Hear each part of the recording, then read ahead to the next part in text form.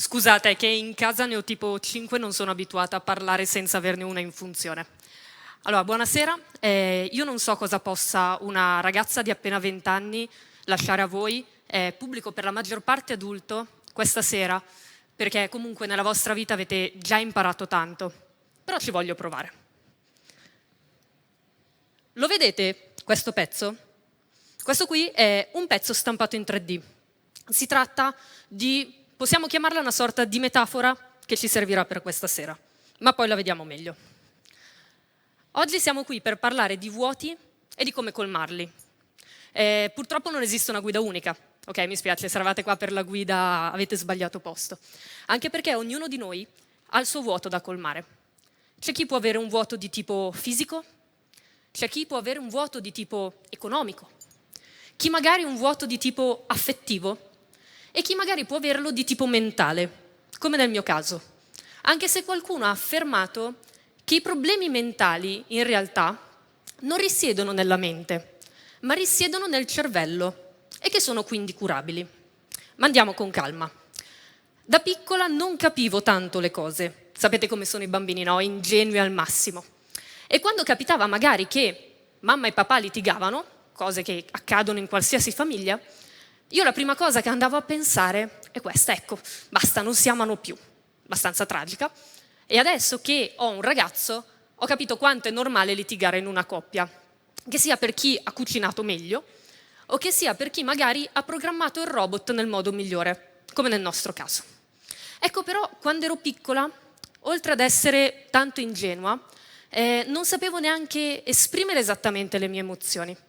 E quando capitava magari che i miei genitori litigavano, non sapevo come esprimere le mie emozioni, come fargli capire quello che io provavo. E allora io ho sempre avuto questa cosa, ovvero il fatto di essere una tipa molto creativa. Quindi una volta, dopo una litigata, mi ero chiusa nella mia cameretta. Ho sempre avuto questa cosa, nei momenti di difficoltà mi chiudo nella mia mente, silenzio totale oppure musica di sottofondo, e do sfogo alla creatività, inizio a costruire. Ecco, quella volta avevo creato questo. Si tratta di un piccolo cuore rosso, fatto di mattoncini, che però dietro trova un altro piccolo cuore nero. Ecco, avevo spiegato così ai miei genitori come mi sentivo quando loro litigavano. E sostanzialmente questo piccolo cuore nero, che si trova dietro quello rosso, è in grado di impossessarsi del cuoricino rosso e a volte di farlo suo. Ecco, di impossessarsi del cuoricino rosso a partire esattamente dal centro, più o meno in questo modo. Ecco, io avevo spiegato così come mi sentivo ai miei genitori. Un piccolo cuore rosso con una piccola parte più scura.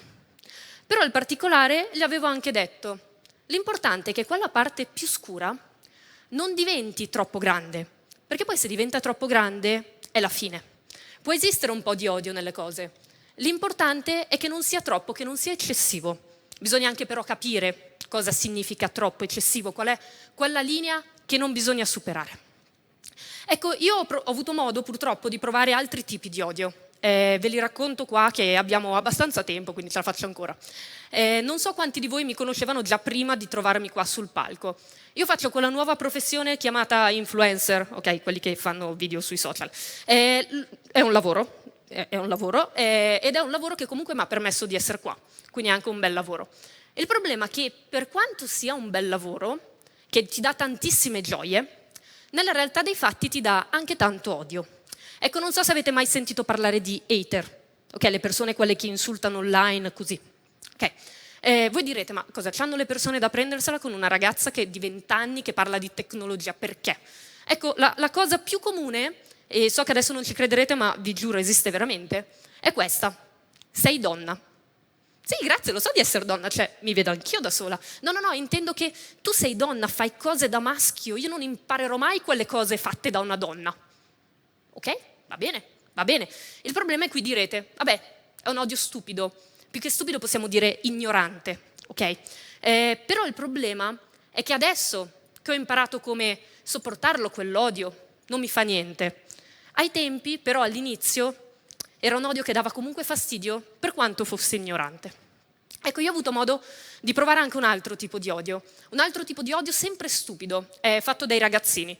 Non so, cioè, penso che tutti noi da piccoli abbiamo fatto degli errori, no? Non credo che esista qualcuno che non abbia mai fatto degli errori in vita sua. Ecco, a me era capitato, quando ero alle medie, di aver trovato un gruppo di compagni a cui non stavo molto simpatica perché ero brava a scuola. Più o meno la scena era questa: professoressa, dà le verifiche, prendo la verifica, arriva il compagno e mi guarda: «Oh Gre, quanto hai preso?» «Guarda, ho preso 9. «Caspita, però che fatica per quel 9, cioè quanto avrei studiato?» «Ma in realtà ho studiato una mezz'oretta ieri sera, non è che ci ho messo così tanto tempo». «No, ma va, tu mi stai mentendo». Ecco, il problema è che io ho sempre avuto questa cosa, che sono sempre stata brava a scuola e soprattutto nelle materie che mi piacevano, tipo tecnologia per dire, non ho mai fatto fatica.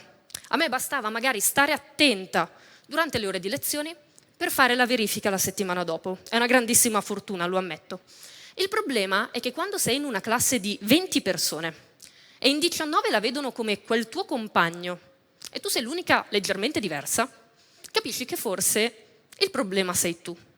Inizi a capire che forse, o a pensare che forse hai qualcosa che non va. Cos'è la cosa più semplice? Mentire. «Ah no, guarda, per quel 9 no, una fatica, ieri neanche sono uscita a mangiare perché no, non ce la potevo fare, ero in ansia, non c'avevo tempo». Ok, inizia a mentire. Il problema è che menti una volta, menti 2, menti 3, menti 4 e poi piano piano inizi a perdere te stessa. Ecco, io poco alla volta stavo creando dentro di me un vuoto sempre più grande da colmare, che però non sapevo come colmarlo, perché non sapevo qual era il mio particolare, qual era quel problema che potevo avere. Allora, a furia del passare degli anni, ho deciso di parlarne con qualcuno, anche perché io di sta cosa ci stavo davvero male. Di parlarne con qualcuno, ho deciso di parlarne col prete del paese. I preti sono quelle persone meravigliose che sanno tutto di tutti e non dicono mai niente. Datemi torto, ma è sempre così. Ne parlo col prete del paese, Don Alessandro Donale per gli amici, gli spiego i miei problemi. La sua risposta: guardati un film. Scusa, Dodi, io ho un grandissimo problema che mi sta affliggendo da diversi anni e tu sai dirmi solo questo? Vabbè, e guardiamo lo film, se il Don dice ciò, fidiamoci del prete. Vado a vedere questo film. Il film si chiamava Gifted, il dono del talento. Parla di una bambina di 7 anni che studia in università. Sì, nelle ultime scene si vede che la bambina studia in università. Una bambina brillantissima, con un talento immenso per la matematica, una scarsa interazione col gruppo dei pari e non deve correggere il professore quando sbaglia la lavagna. Almeno così le diceva lo zio e così mi hanno detto i miei genitori per 20 anni.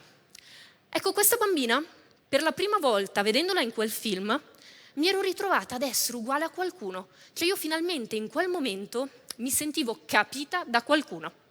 Ecco, il problema è, che cosa c'ha sta bambina?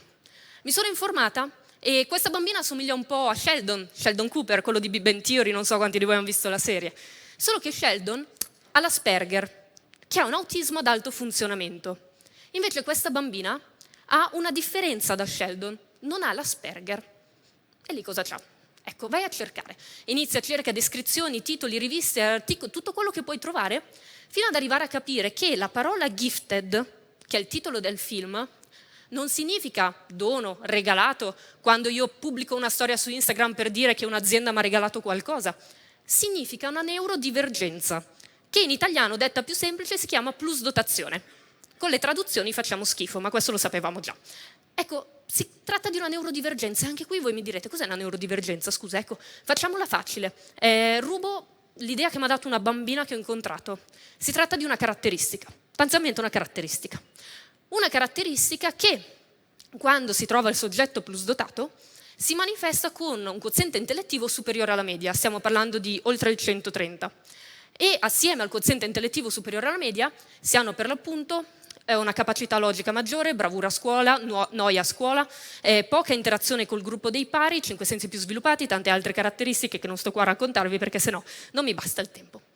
Ecco, avevo finalmente trovato qualcosa, finalmente riuscivo a capire qualcosa. Il problema è che a furia di cercare mi ero accorta che in Italia purtroppo non se ne parla e quindi online non si trovava nulla. Allora cosa ti fai? Ti fai a materiale estero. Vado a cercare, ti informi sempre di più e inizio piano piano a capire, a ritrovarmi, a capire che quello che io stavo leggendo, in poche parole, era tipo la mia vita. Ok, rileggevo i miei 16 anni di vita a quel tempo. Poi, dato che io sono una tipa molto pratica, se non ce l'ho scritto nero su bianco, non mi fido. Allora ho deciso, dopo la maturità, di andare a farmi valutare. Vado, faccio il test, faccio valutare, risultato 133, plus dotata. In quel momento tutto è andato a posto. Tutto magicamente nel mio cervello, 18 anni passati con il dubbio di quale problema io potessi mai avere, era andato a posto. Ecco, era andato a posto come se fosse un puzzle o come se fosse questo pezzo che è stato appena stampato davanti ai vostri occhi, ovvero questa piccola hits del TEDx che doveva essere di colore rosso, ma mi è arrivata la bobina del colore sbagliato. Ma quella è un'altra grande storia. Ecco, era finalmente andato a posto tutto. Però poi è successa un'altra cosa, c'era un altro problema, perché sennò la vita è troppo facile, no? Altro problema, quando sono andata a chiedere di fare il test, la prima cosa che la psicologa mi ha detto è stata: ma tu lo stai facendo per te stessa oppure per marciarci sui social? Perché dovete sapere che è raro farsi valutare in età adulta. E lì per lì ero rimasta un po' spiazzata, non riuscivo a capire. Però adesso che è passato oramai quasi 2 anni, riesco a capire qual era la sua affermazione, perché più o meno la scena che capita è questa. Ciao, piacere, sono Greta, sono plus dotata. Ciao, plus che? Plus dotata. Cosa significa? Significa che ho il quoziente intellettivo superiore alla media. Quindi stai dicendo che sei più intelligente di me? No, non sto dicendo che sono più intelligente di te, dico solo che ho il quoziente intellettivo. E sostanzialmente succede questa cosa, che è abbastanza brutta. Immaginatela detta sui social, dove una sola parola può creare panico totale, ok? Allora, per quel motivo, avevo deciso di non parlarne, quindi dirlo solamente ai miei familiari.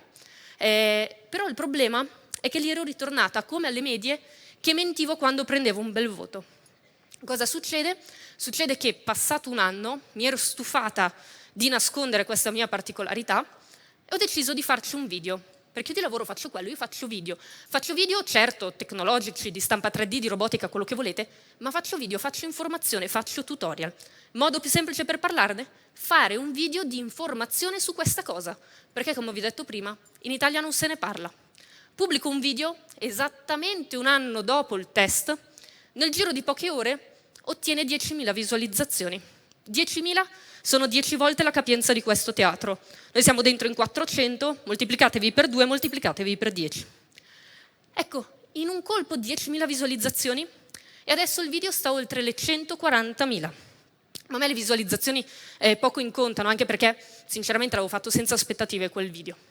La cosa che però più mi ha lasciato affascinata è il fatto che dopo aver pubblicato il video mi sono arrivati una marea di commenti da persone da tutta Italia che mi hanno scritto ringraziandomi perché grazie a quel mio piccolo video fatto così a casissimo loro avevano finalmente scoperto un qualcosa che magari si portavano dietro da tanti anni. Erano finalmente riusciti a colmare quel vuoto che anche loro si portavano avanti davvero da tantissimi anni. Ecco, io non so cosa possa una ragazza di 20 anni insegnarvi stasera, ma se c'è una cosa che voglio lasciarvi è il fatto che non si è mai troppo piccoli per fare qualcosa.